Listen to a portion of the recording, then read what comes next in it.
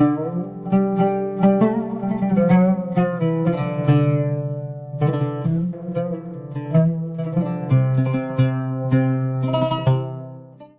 से सुनते तो यही आए हैं कि शब बारात है, हमारे सारे गुनाह माफ़ कर दिए जाएंगे। इस रात को अल्लाह रब्बुल इज़्ज़त की रहमत इस कदर जोश में होती है कि बंदा अगर थोड़ी सी भी तवज्जो अपने खालिक की तरफ करे और थोड़ी सी भी लो अपने रब की तरफ लगाए तो अल्लाह रब्बुल इज़्ज़त उसे माफ़ फरमा देता है। शब बारात की ख़ास बात यह है कि रब खुद फरमाता है कि मुझसे मांगो मैं तुम्हें दूंगा। जिनके घर में कोई मर्द ना हो, ख़वातीन में से ये हुक्म है उनके लिए कि उनका कब्रिस्तान जाना कोई ज़रूरी नहीं है।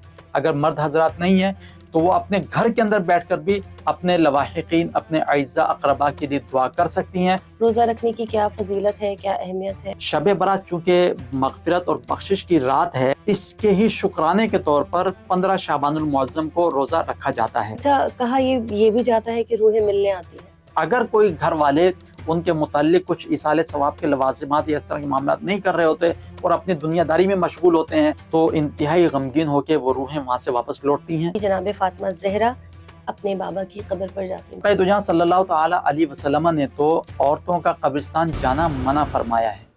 बिस्मिल्लाहिर्रहमानिर्रहीम, अस्सलाम वालेकुम। मेरा नाम है अरसला नूर। एक और ख़ास पॉडकास्ट लेकर मैं आपकी खिदमत में हाजिर हूँ। बेपनाह रहमतों और बख्शिश की रात यानी शब बारात, माह शाबान की 15वीं रात। इसको इबादत की रात भी कहा जाता है, इसको शब बारात भी कहा जाता है। अगर शब बारात के लफ्ज़ी मायनों की बात की जाए यानी बारात की, तो वो निजात के है, हमारी गुनाहों से निजात, मग़फ़िरत की रात, इबादत की रात। इस रात के हवाले से हम बहुत कुछ सुनते आए हैं। रिलीजियस एतबार से इसकी क्या क़द्र व क़ीमत है, इसकी क्या अहमियत है और इसकी इबादत की क्या फ़जीलत है। आज ऐसे ही सवालात के जवाबात आज आपको हमारे पॉडकास्ट में मिलेंगे। हमारे साथ मौजूद है मुफ्ती राना साजिद अली। अस्सलाम वालेकुम। वालेकुम सलाम व रहमतुल्लाहि व बरकातहू। कैसे हैं मुफ्ती साहब आप? अल्हम्दुलिल्लाह, अल्लाह का फजल। अच्छा मुफ्ती साहब, हम अपने बचपन से, और अगर मैं इस्लामिक पॉइंट ऑफ व्यू से भी बात करूं तो बचपन से सुनते तो यही आए हैं कि शब बारात है, हमारे सारे गुनाह माफ़ कर दिए जाएंगे, आज की इबादत का बहुत सवाब है, आज की रात कई रातों से ज़्यादा अफजल है। मैं चाहूँगी थोड़ी सी रोशनी आप इस पर डालें, फिर हम सवालात भी शुरू करेंगे। बिस्मिल्लाहिर्रहमानिर्रहीम, नहमदुहु व नुसल्ली अला रसूलिहिल करीम, अम्मा बाद, फ़अऊज़ु बिल्लाहि मिनश शैतानिर रजीम, बिस्मिल्लाहिर्रहमानिर्रहीम।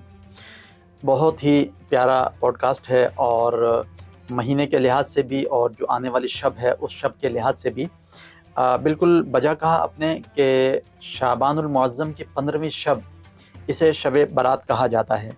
शब बारात का मतलब है आज़ादी वाली रात, नजात वाली रात। बारात अरबी ज़बान का लफ्ज़ है, इसके माने हैं नजात पाने के। चूँकि इस रात को अल्लाह रब्बुल इज़्ज़त की रहमत इस कदर जोश में होती है कि बंदा अगर थोड़ी सी भी तवज्जो अपने खालिक की तरफ करे और थोड़ी सी भी लो अपने रब की तरफ लगाए तो अल्लाह रब्बुल इज़्ज़त उसे माफ़ फरमा देता है। अहादीस मुबारका के अंदर बेशुमार ऐसी अहादीस मुबारका मौजूद हैं कि रब ज़ुल जलाल आसमान दुनिया के ऊपर तजल्ली फरमाता है। हम जानते हैं कि 7 आसमान हैं। अल्लाह रब्बुल इज़्ज़त इस ख़ास रात को आसमान दुनिया के ऊपर तजल्ली फरमाते हुए जब रात शुरू होती है उस वक्त से लेकर तुलुए फजर तक ये ऐलान फरमाता है कोई आज की शब जो मुझसे बख्शिश मांगे मैं उसको बख्शिश अता फरमाऊँ, है कोई आज की शब मुझसे कुछ मांगने वाला कि मैं उसे अता करूँ, है कोई रिस्क का तलबगार कि मैं उसे रिस्क दूँ, है कोई औलाद मांगने वाला मैं उसे औलाद अता फरमाऊँ। यानी एक तो ये कि हम मांगें और अल्लाह रब्बुल इज़्ज़त अता न फरमाए, लेकिन शब बारात की ख़ास बात यह है कि रब खुद फरमाता है कि मुझसे मांगो मैं तुम्हें दूंगा। यानी बंदा जो मांगता है अल्लाह रब्बुल इज़्ज़त उसे वही अता फरमाता है। ठीक है। अच्छा मुफ्ती साहब, इबादत का सिलसिला तो होता ही है, साथ ही साथ कब्रों पर जाने का भी एक सिलसिला होता है। लोग अपने प्यारों की कब्रों पर जाते हैं। ख़वातीन को, बेटियों को हमारे यहाँ मना किया जाता है, लेकिन जिनके घर में कोई मर्द ना हो, मैं चाहूँगी ज़रा इस्लामी एतबार से इसकी अहमियत भी बताइए और इसका क्या तरीक़ाकार होना चाहिए जिनके घर में मर्द हैं ही नहीं, बेटियाँ और बीवियाँ या बहनें ही हैं, तो वहाँ क्या किया जाए?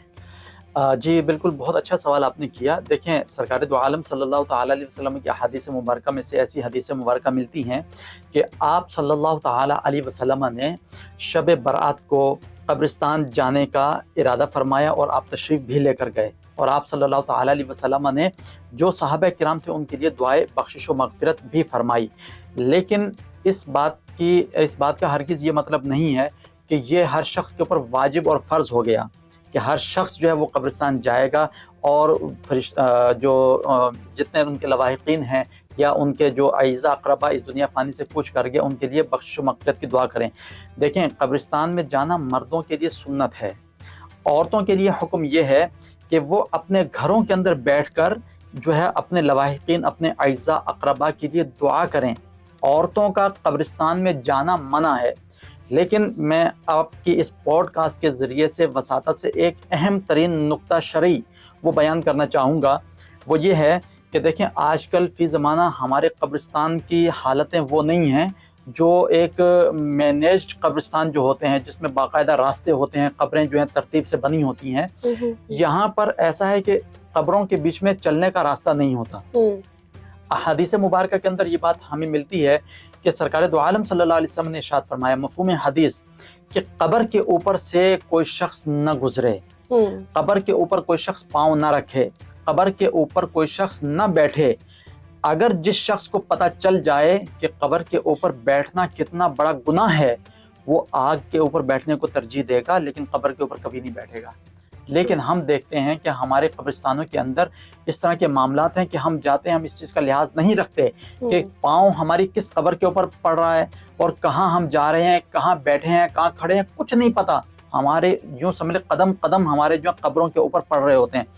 ایسی صورت میں سب سے بہترین طریقہ وہ یہ ہے کہ جہاں تک آپ قبرستان میں، یہ مردوں کی بات کر رہا ہوں، جہاں تک آپ قبرستان میں داخل ہو سکتے ہیں آسانی کے ساتھ وہاں تک داخل ہوں۔ آگے اگر راستہ نہیں مل رہا وہیں کھڑے ہو کر ایصال ثواب کریں، فاتحہ پڑھیں، درود السلام کے نذرانے پیش کریں اور وہیں ان کی بخشش و مغفرت کی دعا کریں اور وہاں سے واپس چلے آئیں۔ بالکل قبر کے اوپر جانا یہ نہ فرض ہے نہ واجب ہے۔ یاد رکھیے گا، قبر کی بے حرمتی اس کی بڑی سخت قسم کی وعیدیں ہیں، یہ مردوں کے لیے، اور خواتین میں سے یہ حکم ہے ان کے لیے کہ ان کا قبرستان جانا کوئی ضروری نہیں ہے۔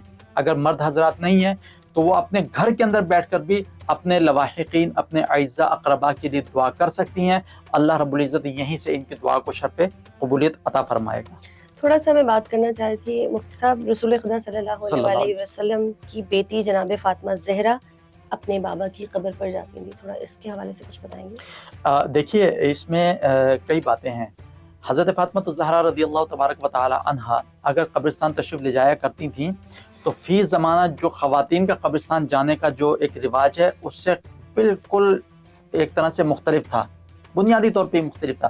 آقا دو جہاں صلی اللہ تعالی علیہ وسلم نے تو عورتوں کا قبرستان جانا منع فرمایا ہے، اور حضرت علی کرم اللہ وجہہ الکریم کا قول ہے کہ شب برات کو قبرستان جا کر ان کے لواحقین اعزاء اقربا کے لیے دعا کرنا یہ سنت ہے۔ اور پھر حضرت علی کرم اللہ وجہہ الکریم نے ہی یہ ارشاد فرمایا کہ اس سے اگلا دن جو ہے وہ روزے میں گزارنا چاہیے۔ لیکن ان کے اقوال سے ہمیں یہ نہیں ملتا کہ خواتین کا قبرستان میں جانا وہ ضروری ہے یا لازم ہے۔ حضرت فاطمہ الزہرا رضی اللہ تبارک و تعالی عنہا سے منسوب یہ جو آپ بیان کر رہی ہیں، میری نظر سے ایسی کوئی حدیث مبارکہ نہیں گزری۔ ہم سرکار دو عالم صلی اللہ علیہ وسلم کے اعمال و افعال کو دیکھیں گے، اقوال کو دیکھیں گے۔ آپ صلی اللہ تعالی علیہ وسلم نے جب منع فرما دیا کہ قبرستان میں عورتیں نہیں جائیں گے تو یہاں پر بات ختم ہو گئی۔ اگر حضرت فاطمہ الزہرا رضی اللہ تبارک و تعالی عنہا تشریف لے جایا کرتی تھیں تو دو صورتیں ہو سکتی ہیں، یا تو آپ صلی اللہ تعالی علیہ وسلم کے اس فرمان سے پہلے کا وہ معاملہ ہو سکتا ہے اور بعد میں یہ حکم آیا ہو کہ عورتوں کا قبرستان میں جانا یہ منع ہے۔ لیکن ہم نے یہاں پر ترجیح سرکار دو عالم صلی اللہ تعالی علیہ وسلم کے قول مبارکہ کو دینی ہے، نہ کہ حضرت فاطمہ الزہرا رضی اللہ تبارک و تعالی کے فعل مبارکہ کو۔ اچھا مفتی صاحب، ابھی بیان کے دوران ہی آپ نے ذکر کیا روزہ رکھتے ہیں لوگ، روزہ رکھنے کی کیا فضیلت ہے، کیا اہمیت ہے، اور اس کے اگلے دن رکھنا ہے، 2 دن کے رکھنے، کیونکہ کچھ لوگوں کا کہنا یہ ہوتا ہے کہ جناب 2 دن کے رکھیں، آپ اس سے 1 دن پہلے بھی رکھیں، اس کے 1 دن بعد بھی رکھیں، کچھ چیزیں ایڈیشن بھی ہو جاتی ہیں نا، تو تھوڑا سا اس حوالے سے بھی بتائیے گا۔ جی بالکل، روزے کے حوالے سے میں نے ذکر کیا، حضرت علی کرم اللہ وجہ الکریم کی حدیث مبارکہ حضرت موسیٰ اشعری رحمۃ اللہ رضی اللہ تبارک و تعالیٰ عنہ فرماتے ہیں کہ حضرت علی کرم اللہ وجہ الکریم نے ارشاد فرمایا کہ شب برات کے اگلے روز یعنی 15 شعبان المعظم کو روزہ رکھنا سرکار دو عالم صلی اللہ علیہ وسلم کی سنت مبارکہ ہے۔ اور چونکہ رمضان کا مہینہ مسلمانوں کے اوپر روزوں کی فرضیت والا مہینہ ہے، رمضان کے بعد شعبان المعظم کا مہینہ ایسا ہے جس میں سرکار دو عالم صلی اللہ علیہ وسلم سب سے زیادہ روزے رکھا کرتے تھے۔ 15 شعبان المعظم کو آپ صلی اللہ تعالی علیہ وسلم خصوصیت کے ساتھ روزہ رکھا کرتے تھے، اور اسی کے متعلق حضرت علی کرم اللہ وجہ الکریم نے تاکید بھی فرمائی۔ شب برات چونکہ مغفرت اور بخشش کی رات ہے، یہ رات جو اللہ تعالیٰ نے ہمیں عطا فرمائی، اس کے ہی شکرانے کے طور پر 15 شعبان المعظم کو روزہ رکھا جاتا ہے، تاکہ اللہ رب العزت کے حضور جو عبادتوں کا تسلسل رات بھر جاری رہا وہ کنٹینیو رہے، اور پورا دن روزے کی حالت میں گزرے، اور افطار کے وقت اللہ رب العزت بندے کو جہنم سے بالکل پاک و صاف اور آزاد فرما دے۔ اسی طریقے سے آپ نے یہ پوچھا کہ 14 اور 15 شعبان المعظم کا روزہ رکھنا، یا 15 یا 16، دیکھیں یہ چیز جو ہے یہ صرف اور صرف محرم کے 10 تاریخ کے متعلق احادیث مبارکہ میں ہمیں ملتی ہے کہ آپ صلی اللہ تعالی علیہ وسلم جب ہجرت کر کے مکہ سے مدینہ شریف تشریف لے کر آئے تو یہودیوں کو دیکھا کہ وہ 10 محرم کا روزہ رکھے ہوئے ہیں۔ آپ صلی اللہ علیہ وسلم نے پوچھا کہ تم نے اس دن روزہ کیوں رکھا؟ تو یہودیوں نے کہا کہ اس دن ہمیں فرعون سے نجات ملی تھی، اور اس دن ہمارے اوپر توریت نازل ہوئی، اور اسی دن ہمارے اوپر بے شمار انعامات و اکرام اللہ رب العزت نے نازل فرمائے، اس میں من و سلوہ کی بھی صورت ہے اور دیگر بے شمار، تو شکرانے کے طور پر ہم جو ہے وہ روزہ رکھتے ہیں۔ آپ صلی اللہ تعالی علیہ وسلم نے صحابہ کرام کو حکم ارشاد فرمایا کہ موسیٰ علیہ الصلاۃ والتسلیم کا ہم پر زیادہ حق ہے، ہم ان کے بھائی ہیں، تو لہٰذا ہمارا زیادہ حق بنتا ہے کہ ہم 10 کو روزہ رکھیں، لہٰذا صرف 10 کو نہیں بلکہ 9 اور 10 کو ہم روزہ رکھیں گے، یا 10 اور 11 کو۔ اس کی وجہ یہ بیان فرمائی کہ ان یہودیوں کے ساتھ مماثلت نہ ہو، ان یہودیوں کے ساتھ مشابہت نہ ہو۔ اس مشابہت کو ختم کرنے کے لیے 2 دن کا روزہ محرم الحرام کے 9 یا 10 یا 10 یا 11، اس کا آپ صلی اللہ تعالی علیہ وسلم نے حکم ارشاد فرمایا، یہ شعبان المعظم کے لیے نہیں ہے۔ ٹھیک ہے۔ اچھا مفتی صاحب، عام جو ہم گھروں میں سنتے آئے ہیں کہ پتے جھڑ جاتے ہیں لوگوں کے، کہا یہ جاتا ہے، یعنی جو جن کا انتقال ہونے والا ہو شب برات میں ان کے پتے جھڑ جاتے ہیں، ان کا فیصلہ ہو جاتا ہے، تھوڑا اس حوالے سے بھی بتائیے۔ جی، اس حوالے سے میں عرض کرتا چلوں کہ یہ پتے جھڑ جانے کی جو بات آپ نے بیان کی، یہ اشارتاً اور کنایتاً ہے، ورنہ شب برات کی شب کو دیکھا جائے تو اس میں اللہ رب العزت جو ہے فیصلے صادر فرماتا ہے۔ رب ذوالجلال کی مشیت اور قدرت کے تحت ہر انسان کے متعلق جو جو احکام اللہ رب العزت نے اپنے تئیں لکھے ہوتے ہیں، اس شب کو رب ذوالجلال ان تمام کی فہرست مرتب فرما کر فرشتوں کو عطا فرما دیتا ہے۔ کس شخص نے، کس بچے نے اس سال دنیا کے اندر آنا ہے، کس کس نے اس دنیا سے جانا ہے، کس کس کو کتنا رزق دیا جائے گا، کس کس کے ساتھ کیا کیا حادثات پیش آئیں گے، کس کس کے ساتھ کیا کیا معاملات سر انجام پائے جائیں گے، وہ ساری کی ساری فہرست رب ذوالجلال گویا کہ اپنی طرف سے فیصلہ فرما کر فرشتوں کے سپرد کر دیتا ہے۔ اس میں موت کا بھی ذکر ہے، اس میں حیات کا بھی ذکر ہے، اس میں رزق کا بھی ذکر ہے، اس میں حوادثات یعنی حادثات وغیرہ کا بھی ذکر ہے۔ اسی کو لوگ اشارتاً کنایتاً یہ کہتے ہیں کہ فلاں کے پتے جھڑ گئے ہوں گے۔ پتے جھڑنے کا مطلب یہ کہ اس کا نام اس فہرست کے اندر موجود ہوگا جس نے اس دنیا سے جانا ہے۔ لہٰذا اس رات کے متعلق یہ حکم ہے کہ اللہ رب العزت جس وقت یہ فیصلے صادر فرما رہا ہو، ہمیں چاہیے کہ ہم اس وقت حالت عبادت میں ہوں، ہم اس وقت قرآن کی تلاوت کر رہے ہوں، ہم اس وقت نوافل ادا کر رہے ہوں، تاکہ جس وقت رب ذوالجلال ہماری فہرستیں فرشتوں کو عطا فرما رہا ہو تو ہمارے حال پر رحم اور کرم فرماتے ہوئے ہمارے معاملات کے اندر رب ذوالجلال اگر مشکلات ہوں تو انہیں آسانیوں میں تبدیل فرما۔ یہی میرا بھی اگلا سوال یہی تھا کہ ابھی آپ نے کہا کہ اس رات فیصلے ہوتے ہیں، عمر کے حوالے سے ہوں، زندگی اور موت کے حوالے سے ہوں، رزق کے حوالے سے ہوں، اور بخشش کی رات ہے، تو کیا فیصلے کی رات اگر کسی کے لیے کوئی خدا نہ خواستہ کوئی برا واقعہ لکھا ہے، جیسے آپ نے کہا حادثات بھی لکھ دیے جاتے ہیں، وہ اگر اس رات بیٹھ کر بہت عبادت کرے، اللہ تعالیٰ سے بہت مانگے کہ یہ آنے والی تو بلائے ٹال دی جائے، تو کیا ایسا بھی ممکن ہے کہ پھر وہ اس آفت کو ٹال دیا جائے؟ جی بالکل، آپ نے بہت ہی زبردست سوال پوچھا۔ اس کے حوالے سے میں یہ عرض کرتا چلوں کہ دعا جو ہے نا وہ ایک ایسی عبادت ہے جسے عبادتوں کا مغز کہا گیا ہے۔ دعا عبادتوں کا مغز ہے، اور دعا ہی کے متعلق یہ کہا جاتا ہے کہ الدعاء رد البلا، دعا جو ہے مصیبتوں کو ٹالنے والی ہوتی ہے۔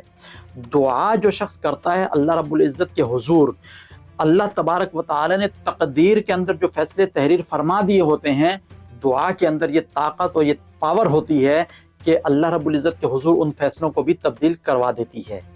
اور اسی طرح آپ کے اس پوڈ کاسٹ کے ذریعے سے میں بتانا چاہتا ہوں کہ تقدیر کی بھی 3 قسمیں ہیں۔ تقدیر کی 3 قسمیں، ایک تقدیر جو ہے وہ ایسی تقدیر ہے کہ جس میں کسی صورت بھی تبدیلی نہیں ہو سکتی. دوسری تقدیر وہ ہے کہ جسے شبہ مبرم کہا جاتا ہے کہ اس کے اندر تبدیلی تو نہیں ہو سکتی، لیکن رب ذوالجلال جب چاہے جیسے چاہے کوئی خاص واقعے کی وجہ سے اس کے اندر تبدیلی فرما دیتا ہے. اور تیسری تقدیر جو ہے جسے تقدیر معلق کہا جاتا ہے، وہ ایسی تقدیر ہوتی ہے کہ اگر ہم کوئی بھی نیک کام کرتے ہیں تو اس تقدیر کے اندر تبدیلی ہو جاتی ہے. مثال کے طور پہ رب ذوالجلال اسے معلق کر دیتا ہے کہ میرا بندہ فلاں کام اگر کرے گا تو میں اسے فلاں چیز دے دوں گا، فلاں کام اگر نہیں کرے گا تو اس کو فلاں نقصان ہو جائے گا. مثال کے طور پہ بندے کے نامہ اعمال کے اندر اللہ رب العزت نے اس کی تقدیر میں یہ لکھ دیا کہ اس کو فلاں حادثہ پیش آئے گا، لیکن ساتھ میں یہ بھی لکھا گیا اگر بندہ کوئی ایسا نیک کام کر لے جس سے میں راضی ہو جاؤں تو میں اس حادثے کو دور کر دوں گا. اب وہ وقت جب قریب آیا، بندے نے راہ خدا کے اندر صدقہ کر دیا، بندے نے کسی کی مدد کر دی، بندے نے کوئی ایسا کام کر دیا، کسی کی ایسی مدد کی کہ اللہ رب العزت راضی ہو گیا، اللہ کی مخلوق کے ساتھ کوئی اچھا کام کر دیا، اللہ راضی ہو گیا. اللہ رب العزت اس فعل کی وجہ سے بندے کے اس حادثے کو جو اس کے ساتھ پیش آنے والا ہوتا ہے، اللہ رب العزت اپنے رحم اور کرم سے اسے دور فرما دیتا ہے. یہ تقدیر معلق ہے. ٹھیک ہے. اچھا، کہا یہ بھی جاتا ہے کہ روحیں ملنے آتی ہیں، کیا یہ ٹھیک بات جی دیکھیں، روحوں کا تو تعلق ایسا ہے کہ سرکار دو عالم صلی اللہ علیہ وسلم کی احادیث مبارکہ ہم دیکھیں تو آپ صلی اللہ تعالی علیہ وسلم کی احادیث مبارکہ سے ہمیں یہ بات پتہ چلتی ہے کہ ہر جمعرات کو، یعنی شب جمعہ کو، ہر جمعرات شب جمعہ کو روحیں جو ہیں وہ گھروں کی دہلیزوں تک آتی ہیں، دیکھتی ہیں اپنے اہل و عیال کو کہ میرے گھر والے کیا کر رہے ہیں، آیا میرے اس دنیا سے جانے کے بعد مجھے انہوں نے یاد رکھا یا نہیں رکھا، میرے متعلق کچھ نیک کام کر رہے ہیں یا نہیں کر رہے، میرے ایصال ثواب کے لیے کچھ انہوں نے اقدامات اٹھائے یا نہیں اٹھائے. اگر تو ان کے گھر والے کچھ ان کے ایصال ثواب کے لیے کچھ معاملات کر رہے ہوتے ہیں تو وہ روحیں گھر کے دہلیز پر آ کر دیکھتی ہیں، دیکھ کر خوش ہوتی ہیں، اور خوش ہونے کے بعد خوشی خوشی وہاں سے روانہ ہوتی ہیں، سرشار ہو کر جاتی ہیں. اسی طریقے سے اگر کوئی گھر والے ان کے متعلق کچھ ایصال ثواب کے لوازمات یا اس طرح کے معاملات نہیں کر رہے ہوتے اور اپنی دنیا داری میں مشغول ہوتے ہیں، اپنے دنیاوی کاموں کے اندر مشغول ہوتے ہیں، اور اپنے ایسے اعزاء اقربا جو اس دنیا سے گزر چکے ہوں ان کو بھول چکے ہوتے ہیں، تو انتہائی غمگین ہو کے وہ روحیں وہاں سے واپس لوٹتی ہیں. اور ایک روایت میں یہ بھی آتا ہے کہ ان کو برا بھلا کہتے ہوئے جاتی ہیں کہ تم نے ہمارے متعلق اس طرح کے معاملات کیے کہ ہمیں بھلا دیا، تمہاری آنے والی اولادیں بھی شاید تمہیں بھلا دیں. تو لہٰذا احادیث مبارکہ سے ہمیں پتہ چلتا ہے کہ ہمارے جو اعزاء اقربا اس دنیا سے کوچ کر چکے ہوں تو ہمیں چاہیے کہ ہم ان کے ایصال ثواب کے لیے وقتاً فوقتاً یہ معاملات کرتے رہیں. یہ تو تھی شب جمعہ کے متعلق. اور جو شب برات ہے جس کے متعلق حکم ہے کہ قبرستان میں سرکار دو عالم صلی اللہ علیہ وسلم جو ہے سنت مبارکہ کے تشریف لے جایا کرتے اور دعا فرماتے، اس شب میں تو یہ بدرجہ اولا معاملات سر انجام ہوتے ہیں کہ رب ذوالجلال آسمان و دنیا پر تجلی فرماتا ہے، اور روحیں جو ہیں وہ منتظر ہوتی ہیں کہ ان کے لیے کچھ اجر و ثواب کہیں نہ کہیں سے آئے. تو اللہ رب العزت کے حضور اگر ان کے اوپر عذاب نازل ہو رہا ہے تو ان کے اندر تخفیف پیدا ہو، منتظر ہوتی ہیں روحیں. ٹھیک ہے. یہ عالم ارواح کیا ہے مفتی صاحب؟ اس دنیا میں اللہ رب العزت بندے کو جب بھیجتا ہے تو مخصوص مدت جب بندہ گزار دیتا ہے اس دنیا کے اندر، اور جب اس کو موت واقع ہوتی ہے تو موت واقع ہونے کے بعد اس کے جسم سے اس کی روح کو جو ہے الگ کر لیا جاتا ہے. اب یہ جسم سے جو روح الگ ہے یہ قیامت تک الگ رہے گی. تو مرنے سے لے کر قیامت تک اس کو عالم ارواح بھی کہتے ہیں، اس کو عالم برزخ بھی کہتے ہیں. یہ عالم برزخ بھی ہے، عالم ارواح بھی ہے. ٹھیک ہے. اچھا مفتی صاحب، ایک خاص قسم کا ماحول بھی بنا ہوتا ہے گھروں میں، آپ نے دیکھا ہوگا کہ آج شب برات ہے، مطلب کوئی عید کا سما، کوئی میٹھے پک رہے ہیں، پٹاخے، یہ سب کیا سلسلہ ہے اور کس مائنڈ سیٹ سے یہ سب ہو رہے ہوتے ہیں؟ دیکھیں، آپ نے ذکر کیا پٹاخوں کا اور دیگر معاملات کا. میں کچھ لوگوں کے یہاں یہ بھی اس کو سیلیبریشن کے طور پہ بھی منایا جاتا ہے نا کہ وہ عید کا جیسے سما ہے، کپڑے پہنے جائیں گے، تیار ہوا جائے گا، جبکہ آپ تو بہت مختلف انداز میں بھی آپ نے شروعات کی، مغفرت ہے، بخشش ہے، اپنے گناہ جو ہے وہ آپ کو معاف کروانے، عبادت کرنی ہے، لیکن دوسرا ہی منظر دیکھنے کو ملتا ہے. آپ نے بھی دیکھا ہوگا ضرور. جی بالکل. یہ ذرا بتائیں. جی میں یہ عرض کرتا چلوں کہ اگر تو تیاری اس وجہ سے ہے، اچھے کپڑے پہننا، نہانا دھونا، پاکیزگی اختیار کرنا اس وجہ سے ہے کہ اس شب کو ہم عبادت کریں گے، تو یہ تو جائز اور مستحسن ہے، اچھا عمل ہے. کہ بندہ تیار ہو کر اپنے رب کے حضور کھڑا ہو، اپنے رب کے حضور بخشش و مغفرت طلب کرے۔ لیکن ایک چیز اس میں آپ کے اس پوڈ کاسٹ کے ذریعے سے عوام تک پہنچانا چاہوں گا کہ اس شب کے اوپر اگر غور کیا جائے، اس میں کہا جاتا ہے کہ آگ سے آزادی، برت یعنی آزادی، آگ سے آزادی۔ ہم اللہ رب العزت کے حضور رجوع کرتے ہیں، اللہ تعالیٰ تو ہمیں آگ سے آزادی عطا فرما رہا ہے، لیکن پھر ہم آتش بازی کی طرف جائیں، پھر ہم آگ کے قریب جائیں، پھر ہم خود ایسے اعمال و افعال اختیار کریں کہ جن کے ذریعے سے ہم اپنے آپ کو آزادی سے دور کرتے ہوئے ہم جہنم کے قریب کر رہے ہیں۔ تو کوئی بھی عقل مند شخص جو ہے وہ ایسا نہیں کرے گا۔ جو کوئی بھی آتش بازی والے معاملات کرتے ہیں، شریعت کا اس سے کوئی تعلق نہیں ہے۔ اس کو عید کا نام بھی دیتے ہیں بعض لوگ، میں یہ جاننا چاہ رہی ہوں کیوں؟ ہاں، عید کا نام اس وجہ سے دیا جاتا ہے کہ اگر عبادتیں ہم نے کی ہیں اور ہمیں ہمارا دل اس حد تک مطمئن ہے کہ ہم نے اللہ رب العزت کو راضی کر لیا ہے اور اللہ رب العزت ہمیں معاف فرما دے گا، تو اس صورت میں ہماری عید ہو سکتی ہے۔ لیکن عید کا بھی ہرگز یہ مطلب نہیں ہے۔ تو مفتی صاحب یہ تو کسی کو بھی نہیں پتا۔ ہاں، نہیں پتا نا، میں یہ عرض کرتا چلوں، جیسے رمضان المبارک کا مقدس مہینہ آتا ہے نا، تو اس کی ہر شب کو اللہ رب العزت جہنم سے آزادی عطا فرماتا ہے۔ پورا مہینہ جب ہم نے روزے رکھے، عبادتیں کی، اس کے فوراً بعد ایک دن اللہ تعالیٰ نے عطا فرما دیا عید کا۔ کیوں؟ اس لیے کہ میرے بندے نے جو پورا مہینہ عبادتیں کی ہیں، ریاضتیں کی ہیں، تو یہ عید الفطر کا دن میں نے عطا فرما دیا، اس کے اندر تم شکر بجا لاؤ، تم میرا شکر ادا کرو کہ میں نے تمہیں جہنم سے آزادی عطا فرما دی۔ اب جس شخص نے پورا مہینہ عبادتوں میں گزارا ہوگا، اس کا دل تو مطمئن ہوگا نا، اسے پتا ہے کہ میں نے عبادتوں میں گزارا ہے، اس کو اللہ رب العزت کی ذات سے اتنا یقین ہوگا کہ باری تعالیٰ مجھ سے راضی ہو گیا ہوگا، میں نے عبادتیں کی ہیں، باری تعالیٰ راضی ہو گیا ہوگا، میں نے گناہوں سے اپنے آپ کو محفوظ رکھا، باری تعالیٰ مجھ سے راضی ہو گیا ہوگا۔ تو وہ عید کا دن شرعی حدود کے اندر رہتے ہوئے مناتے ہیں۔ لیکن عید الفطر اور عید الاضحیٰ یہ مسلم ہے، یہ شریعت کے اندر بیان کردہ ہے۔ لیکن شب برات کے متعلق جو عید کا آپ ذکر کر رہی ہیں نا، یہ صرف اور صرف عوام الناس نے اپنے ذہن سے، یہ جو میٹھے بن رہے ہوتے ہیں بڑے خاص، ہاں، میٹھے پکوان بنانا ایک الگ ہے، عید کا تصور قائم کرنا یہ الگ ہے۔ ٹھیک ہے، کھانے بنانا وہ تو ہر گھر میں ہوتا ہے، وہ تو کسی بھی موقع پہ آپ بنا سکتے ہیں، کوئی اس میں وہ نہیں ہے۔ ٹھیک ہے، لیکن عید اس کو تصور کرنا، یہ کوئی حدیث مبارکہ، کوئی روایت ایسی ہمیں نہیں ملتی کہ جس میں اس کو کہا جائے کہ یہ عید کا دن ہے۔ عید کے دن تو روزہ نہیں رکھا جاتا، حالانکہ 15 شعبان المعظم کو روزہ رکھنے کا حکم ہے، تو اس لیے یہ عید نہیں ہے۔ عوام نے اگر اپنی طرف سے بنا لیے تو عوام نے تو اور بے شمار چیزیں اپنی طرف سے اختراع کی ہوئی ہیں، تو اس کا تو کوئی جواب نہیں ہے۔ صحیح ہے۔ اچھا مفتی صاحب، تقدیر کے آپ نے 3 بتائے تھے ہمیں کہ کون کون سی تقدیر ہے جو بدلی جا سکتی ہے، جو دعاؤں سے۔ موت اگر کسی کی لکھ دی گئی ہے تو کیا اس رات دعا مانگ کر اس کو زندگی میں بدلا جا سکتا ہے؟ بہت اچھا سوال کیا آپ نے۔ اس سوال کا جواب دینے سے پہلے میں بنی اسرائیل کا ایک واقعہ اگر آپ کہیں تو میں بیان کروں۔ بنی اسرائیل میں ایک شخص تھا، اللہ رب العزت کا بہت متقی اور پرہیزگار بندہ تھا، تو اس کو کسی ذریعے سے یہ بات پتہ چل گئی کہ اس کی موت قریب آ گئی ہے۔ اس نے حضرت موسیٰ علیہ السلام سے ملاقات کی، ملاقات کر کے حضرت موسیٰ علیہ السلام سے سوال کیا، میں مفہوم بیان کر رہا ہوں روایت کا۔ اس نے پوچھا میری موت کب آئے گی؟ حضرت موسیٰ علیہ السلام نے اللہ رب العزت سے کلام کیا، کلام کرنے کے بعد اس کے موت کا وقت پوچھا اور اسے بتا دیا فلاں فلاں دن تمہاری موت واقع ہو جائے گی۔ اب اس شخص کو جب پتہ چلا کہ میری موت واقع ہونے والی ہے تو اس نے کہا کہ موت تو ایسی آنے والی ہے، تو کیوں نہ کچھ عبادتیں مزید کر لی جائیں۔ گھر کے اندر جتنا مال و دولت اس نے جمع کیا ہوا تھا وہ سارے کا سارا راہ خدا میں خرچ کرنے لگا۔ اس نے غریبوں کو کھانا کھلانا شروع کیا، غریبوں میں کھانا تقسیم کرنا شروع کیا، اور جو مال و دولت ہے وہ راہ خدا میں لٹانا شروع کر دیا۔